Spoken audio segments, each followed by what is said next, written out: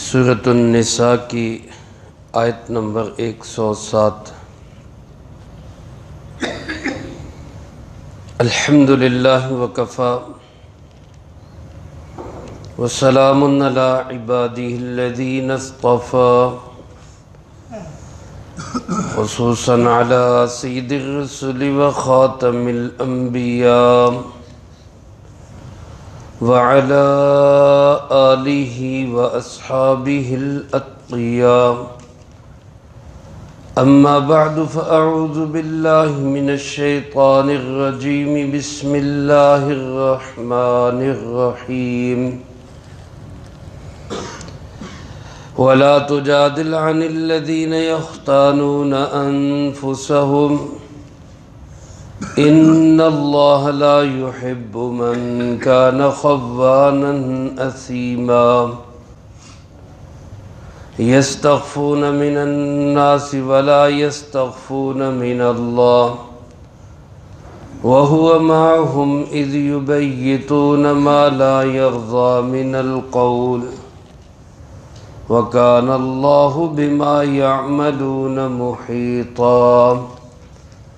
ها أنتم هؤلاء جادلتم عنهم في الحياة الدنيا، فمن يجادل الله عنهم يوم القيامة أم من يكون عليهم وكيلا۔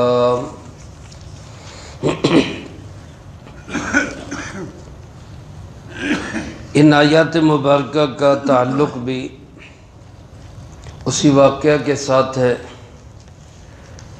جو گزشتہ درس میں تفصیل سے عرض کر چکا ہوں۔ خلاصہ اس کا یہ ہے کہ بنو ابیرق کے بیٹوں میں سے بشیر نے ایک صحابی حضرت رفاعہ رضی اللہ تعالیٰ عنہ کے گھر میں چوری کی، گندم کا آٹا چرایا، کچھ اسلحہ چرایا، اور پھر جب چوری پکڑے جانے کا اندیشہ ہوا تو پہلے ایک مخلص صحابی حضرت لبید رضی اللہ تعالیٰ عنہ پر الزام لگانے کی کوشش کی۔ جب اس میں ناکامی ہوئی تو ایک یہودی کے پاس یہ اسلحہ بطور امانت رکھوا کر اسی پہ چوری کا الزام لگا دیا، اور پھر آپ صلی اللہ علیہ وسلم کی خدمت میں حاضر ہوئے۔ کچھ مسلمانوں کو بھی اپنی چکنی چپڑی باتوں سے متاثر کر لیا۔ انہوں نے آ کے آپ صلی اللہ علیہ وسلم کی بارگاہ میں ان کے حق میں گواہی دی۔ قریب تھا کہ جناب محمد کریم صلی اللہ علیہ وآلہ وسلم ان کی باتوں سے متاثر ہو کر اس یہودی کے خلاف فیصلہ کر دیتے کہ اللہ رب العالمین نے اپنے محبوب جناب محمد کریم صلی اللہ علیہ وآلہ وسلم کی تربیت فرمائی اور آپ کو حقیقت حال سے آگاہ کر دیا کہ چور یہی منافق بشیر ہے، یہودی چور نہیں ہے، نہ ہی کوئی اور اس کا چوری کرنے والا ہے۔ اب کچھ لوگ جو اس کی سائیڈ لے رہے تھے اور اس کو مسلمان سمجھ کر حضرت رفاعہ اور ان کے بھتیجے قتادہ کو گویا الزام دے رہے تھے کہ تم مسلمانوں پر خام خواہ الزام لگا رہے ہو۔ اللہ رب العالمین نے ان لوگوں کی تنبیہ کے لیے یہ آیات مبارکہ نازل فرمائی۔ اس میں خطاب جناب محمد کریم صلی اللہ علیہ وآلہ وسلم کو ہے، لیکن یہ سبق میرے آپ کے لیے قیامت تک آنے والے تمام انسانوں کے لیے ہے۔ فرمایا وَلَا تُجَادِلْ عَنِ الَّذِينَ، آپ جھگڑا مت کیجئے، بحث و مباحثہ مت کیجئے آپ ان کی طرف سے جنہوں نے خیانت کی اور خیانت بھی اپنے آپ سے کی۔ یختانون انفسہم، خود اپنے آپ سے خیانت کر رہے ہیں، آپ ان کی سائیڈ لے کر ان کی طرف سے جھگڑا مت کریں۔ اپنے آپ سے خیانت اس لیے کہا کہ جو بندہ بھی کسی دوسرے کے ساتھ بھی خیانت کرتا ہے وہ در حقیقت اپنے آپ کے ساتھ ہی خیانت کرتا ہے، کہ اس کی خیانت کا وبال بھی اسی پہ پڑے گا، آخرت میں تو جو نقصان ہوگا سو ہوگا، دنیا کے اندر بھی خائن کی خیانت کا نقصان خود اس کی اپنی ذات کو ہوتا ہے۔ اس لیے میرے عزیز دوستو، کبھی بھی کسی کے ساتھ بھی دھوکے بازی، خیانت، دغا بازی، دا لگانا یہ نہیں کرنا چاہیے، ورنہ اس کا نقصان خود کو ہوگا۔ اللہ پاک فرماتے آپ ان لوگوں کی طرف سے جھگڑا نہ کریں، کیونکہ ان اللہ لا یحب، اللہ پاک بالکل محبت نہیں کرتے، اللہ کو بالکل اچھے نہیں لگتے وہ لوگ من کان خوانا، جو بڑے خائن ہوں، بڑی خیانتیں کرنے والے ہوں۔ اس کا یہ مطلب نہیں ہے کہ کوئی چھوٹے خیانت کرنے والے اچھے لگتے ہیں، ایسی بات نہیں، بلکہ یہاں پہ چونکہ اس شخص نے بڑی خیانت کی تھی اس لیے اس کو خوان کے لفظ سے ذکر کیا گیا کہ یہ خائن نہیں، چھوٹی موٹی خیانت نہیں، بہت بڑا خائن ہے اور اثیمہ بہت بڑا گناہگار ہے۔ تو خائن سے، بددیانتی کرنے والے سے، دھوکہ دینے والے سے، گناہگار سے اللہ پاک کو بالکل محبت نہیں ہے، اور اللہ کو یہ لوگ اچھے ہی نہیں لگتے، لہذا آپ ان کی طرف سے بالکل جھگڑا نہ کریں۔ فرمایا ان کی صورتحال یہ ہے، یستخفون من الناس، یہ لوگوں سے تو چھپتے ہیں، ولا یستخفون من اللہ، اور اللہ سے یہ چھپ نہیں سکتے۔ کوئی انسان کتنی ہی پردوں میں چلا جائے اللہ کی ذات سے وہ چھپ نہیں سکتا۔ بعض مفسرین کرام رحمہم اللہ نے اس کا ترجمہ یستحیون سے کیا ہے، جس کا مطلب یہ بنے گا کہ لوگوں سے تو حیا کرتے ہیں، اللہ کی ان کو کوئی حیا نہیں ہے۔ انسان بہت سارے جرائم سے اس لیے بچتا ہے لوگ کیا کہیں گے، یہ انسان اللہ سے نہیں ڈرتا، اللہ سے حیا نہیں کرتا، ذرا سی بھی شرم دل میں نہیں لاتا کہ میرا اللہ کیا کہے گا۔ میرے محترم دوستو، جب بھی کوئی انسان کسی گناہ کی طرف مائل ہوتا ہے تو نیکی اور بدی کی ایک جنگ ہوتی ہے، اس نیکی اور بدی کی جنگ میں یا انسان شیطان کو ہرا دیتا ہے یا پھر نعوذ باللہ اللہ رب العالمین کو شیطان کے مقابلے میں پیچھے ہٹا دیتا ہے۔ تو اس انسان کو خود شرم کرنی چاہیے کہ میرا اللہ کیا کہے گا، میرا پالنے والا کیا کہے گا، مجھے کھلانے پلانے والا، میری ساری حاجات اور ضروریات کو پورا کرنے والا اللہ کیا کہے گا۔ فرمایا اس کی ان کو کوئی شرم اور حیا نہیں، لوگوں سے شرم اور حیا کرتے ہیں، ایسے گویا کہ یہ بدبخت ہے۔ حالانکہ فرمایا وَهُوَ مَعَهُمْ، وہ اللہ تو ہر وقت ان کے ساتھ ہے، اور بالخصوص اس وقت بھی اذ یبیتون، جب یہ لوگ رات کے وقت وہ سازشیں اور پلاننگ کر رہے تھے، وہ باتیں کر رہے تھے ما لا یرضی من القول، جو باتیں اللہ کو بالکل پسند نہیں تھی، چونکہ رات کے وقت انہوں نے چوری کی اور پھر راتوں رات ہی یہ پروگرام بنایا کہ اب چوری پکڑی جائے گی تو لہذا اس کو یہودی کے گھر میں رکھ کے اس پہ الزام لگا لیں۔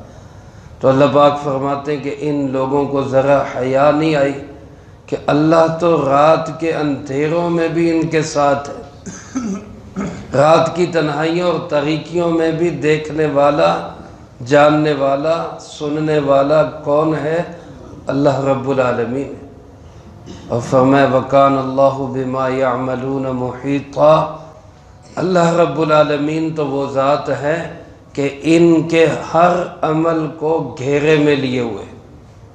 ہم کوئی بھی کام کرتے ہیں، کوئی بھی عمل کرتے ہیں، دن کو رات کو، سامنے یا چھپ کے، یا اچھا یا برا، سب اللہ کے احاطہ علمی میں ہے یا نہیں ہے؟ اللہ سب کو جانتے ہیں یا نہیں جانتے؟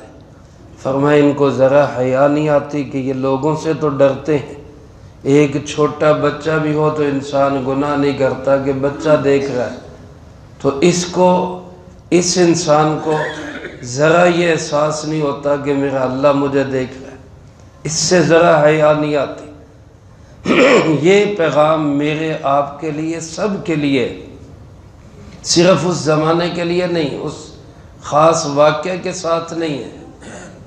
آج تنہائی کے اندر کتنے ایسے گناہ ہم کر جاتے ہیں جو لوگوں کے سامنے نہیں کرتے، لوگوں کے سامنے بڑے پاک باز، پارسا اور بڑے متقی پرہیزگار، لیکن تنہائیاں ہماری کیسے؟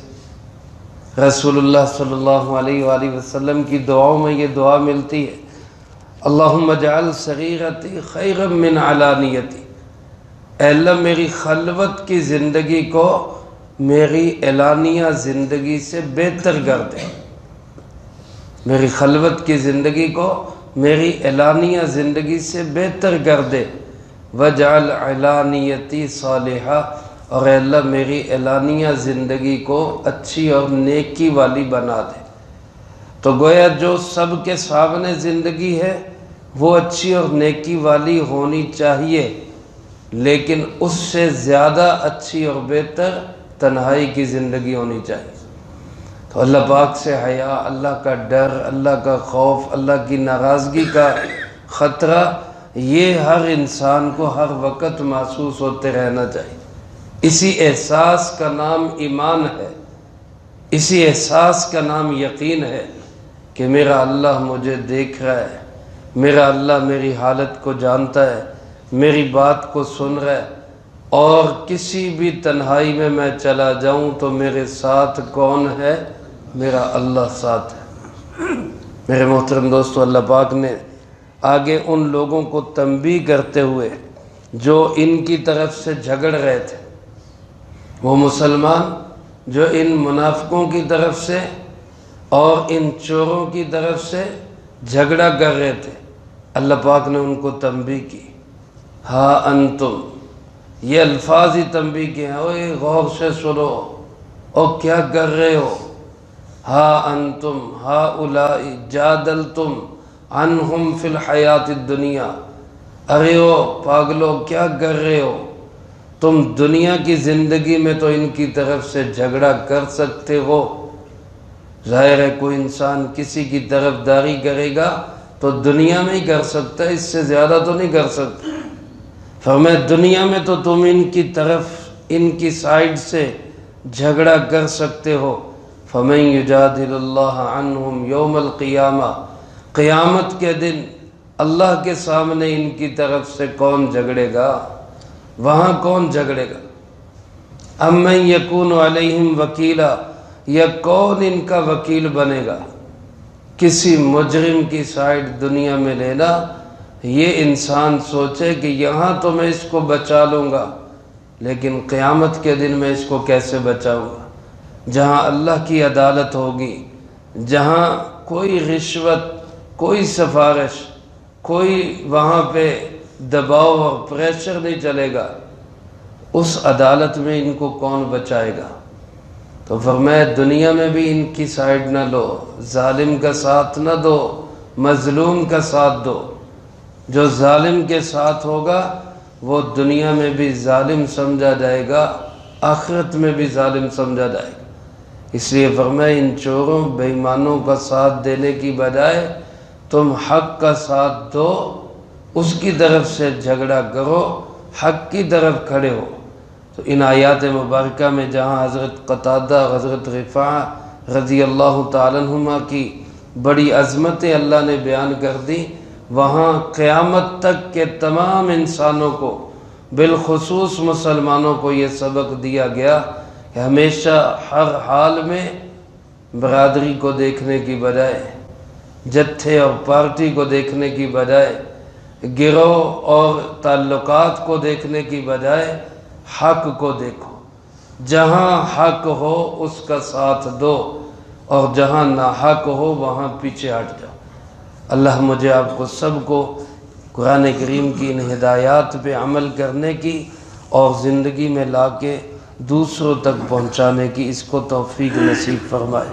جو کہا سنا اللہ پاک اس کو اپنی بارگاہ میں قبولیت نصیب فرمائے۔